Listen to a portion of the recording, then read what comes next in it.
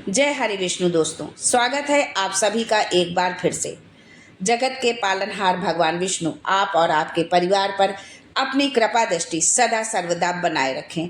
आपके जीवन में सुख शांति हो, संपन्नता हो, धन वैभव हो, समृद्धि हो, आपके बच्चों का भविष्य उज्जवल हो। इसी कामना के साथ जो है आज का वीडियो हम शुरू करते हैं।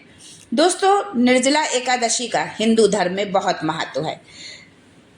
साल में पड़ने वाली 24 एकादशियों में सबसे बड़ी एकादशी के रूप में ये मानी जाती है। एक निर्जला एकादशी और दूसरी देवोत्थानी एकादशी। इसे भीमसेनी एकादशी के नाम से भी जाना जाता है। ये व्रत भगवान विष्णु की उपासना के लिए बहुत खास माना जाता है। पंचांग की गणना के आधार पर यह उपवास ज्येष्ठ मास के शुक्ल पक्ष की एकादशी तिथि को रखा जाता है।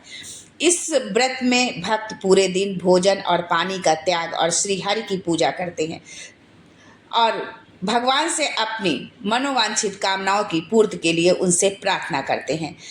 तो आइए जानते हैं आज के इस वीडियो में कि इस व्रत के आने से पहले कुछ ऐसे उपाय करते हैं जिन्हें करने से नारायण की कृपा मिलती है।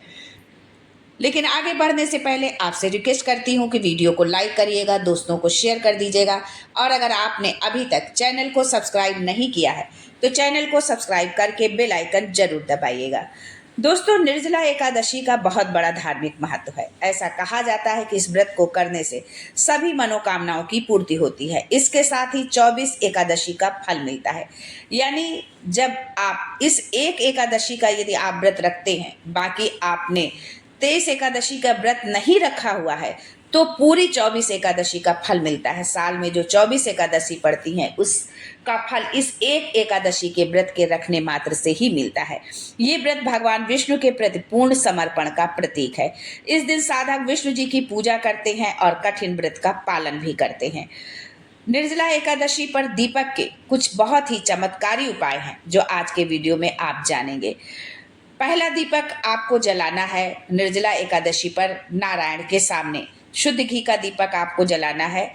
मिट्टी का दीपक के पात्र में आपको दीपक जलाना है या आप पीतल या तांबे का पात्र भी ले सकते हैं, लेकिन आपको स्टील का या लोहे का या कोई जला हुआ दीपक, जो मिट्टी का दीपक है लेकिन उस पर यदि आप दीपक पहले जला चुके हैं तो नहीं लेना है। आपको बिल्कुल शुद्ध जो है मिट्टी का दीपक लेना है। यदि पात्र का कोई दीपक लेते हैं, आप किसी धातु का लेते हैं तो आप वो जो है साफ सुथरा हो, आपको इस बात का ध्यान रखना है। दूसरा दीपक है जो कि आपको तुलसी के पास जलाना है, क्योंकि तुलसी भगवान विष्णु को अति प्रिय है। बिना तुलसी के भगवान विष्णु जो है उस भोग को भी नहीं ग्रहण करते हैं। जो है माता तुलसी को लक्ष्मी के समान माना गया है। तो इस दिन तुलसी के पास आपको जो है एक दीपक जरूर जलाना है।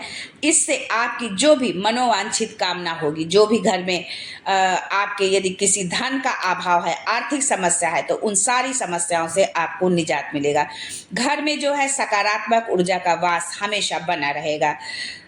तीसरा दीपक है जो आपको घर के मुख्य द्वार पर जलाना है। निर्जला एकादशी पर आपको घर के मुख्य द्वार पर दीपक जलाने से घर की सारी निगेटिविटी, नकारात्मक ऊर्जा दूर होती है और साथ में शुभता का आगमन होता है। माता लक्ष्मी का आगमन होता है। माता लक्ष्मी आपके घर में स्थायी रूप से निवास करती हैं।